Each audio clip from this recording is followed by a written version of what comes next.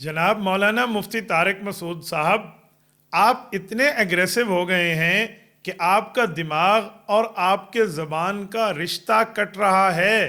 سنیے ذرا آپ نے کیا الفاظ استعمال فرمائے۔ حالانکہ ایک بہت بڑا سوال یہ نشان ہے کہ روس کو بھگا دیا، اگر روس نہ بھاگتا افغانستان پہ قبضہ کر لیتا تو کمیونزم پاکستان میں آنا تھا ہی نہیں، اسلام کی تو واٹ لگ جانی تھی۔ آپ کہتے ہیں رشیا اگر پاکستان میں آ جاتا تو اسلام کی واٹ لگا دیتا۔ نعوذ باللہ، توبہ نعوذ باللہ، کیا جملہ آپ نے کہہ دیا، الاسلام یعلو ولا یعلا۔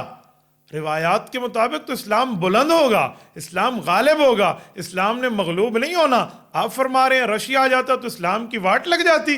اللہ کے بندے، کہنا تو یہ چاہیے تھا کہ ہو سکتا ہے مسلمانوں کی واٹ لگ جاتی، لیکن آپ اتنے اگریسو ہیں۔ مفتی عبد الواحد قریشی نے تو بڑے آرام سے آپ سے بات کی ہے، لیکن آپ اتنی پریشانی میں آ گئے، اتنا تل ملانا آپ نے شروع فرما دیا، اجی اسلام کی واٹ لگا دیتا۔